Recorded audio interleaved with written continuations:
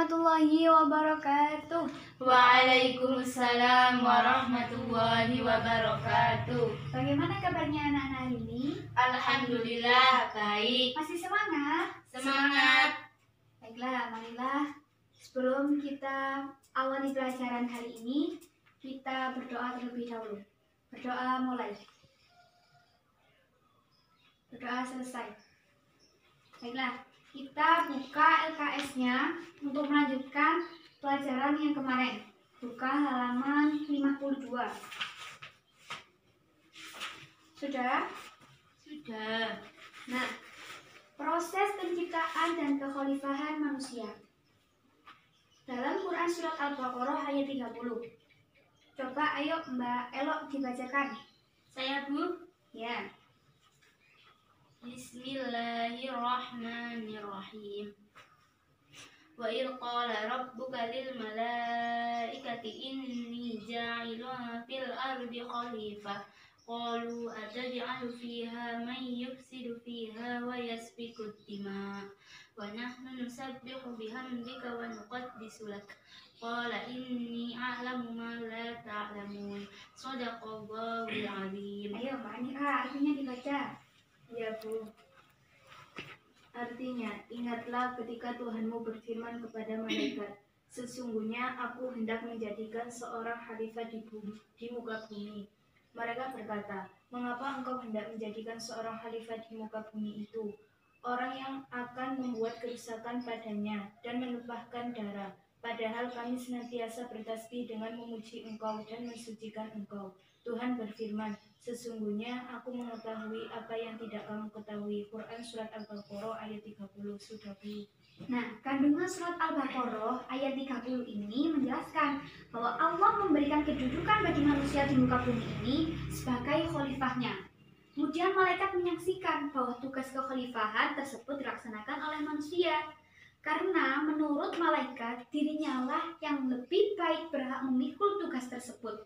Dengan bukti bahwa mereka tidak mempunyai nafsu, selalu bertasbih, selalu memuji kepada Allah.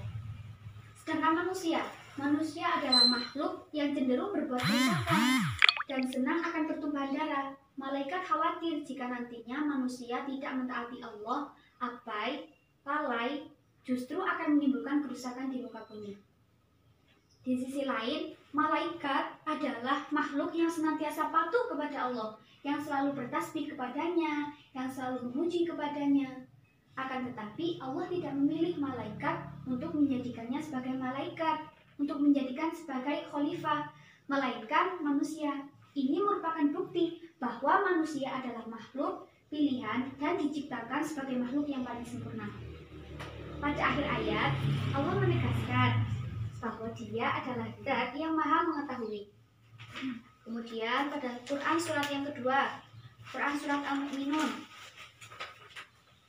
ayat 12-14. Walaqad khalaqnal insana min sulalatin min tin. Dan sesungguhnya kami telah menciptakan manusia dari suatu saripati yang berasal dari tanah.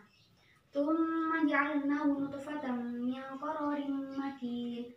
Tsumma khalaqnal nutfata 'alaqatan fa khalaqnal 'alaqata mudghatan fa khalaqnal mudghata 'idhaman fa kasawnal 'idhama lahman thumma ansha'nahu khalqan ahsanal khaliqin. Kemudian kami jadikan saripati itu sperma yang disimpan dalam tempat yang kukuh, yaitu rahim. Kemudian air mani itu kami jadikan segumpal darah. Lalu segumpal darah itu kami jadikan segumpal daging. Dan segumpal daging itu kami jadikan tulang belulang. Lalu tulang belulang itu kami bungkus dengan daging. Kemudian kami jadikan dia makhluk yang berbentuk lain. Maka masyucilah Allah, pencipta yang paling baik. Kandungan surat Al-Mu'minun ini menceritakan tentang terciptanya manusia. Allah menciptakan manusia dari saripati tanah. Segala yang dimakan oleh manusia berasal dari tanah, baik tumbuhan maupun hewan. Hewan memakan rumput dari tanah. Ini berarti dalam tubuh manusia telah masuk yang disebut unsur saripati tanah. Kemudian saripati dari makanan yang masuk dalam tubuh manusia sebagian berubah menjadi nutfah atau cairan yang berisi sperma. Kemudian, ketika sperma ini masuk dalam rahim dan bertemu dengan sel telur, akan terjadi pembuahan. Inilah awal dari proses penciptaan manusia. Kemudian, setelah 40 hari terjadilah pembuahan yang disebut segumpal darah atau alaqah. Kemudian 40 hari lagi menjadi segumpal daging, 40 hari lagi menjadi tulang. Dan setelah 4 bulan atau 120 hari, dia diberikan roh. Adakah yang bertanya dari kalian dari penjelasan tersebut?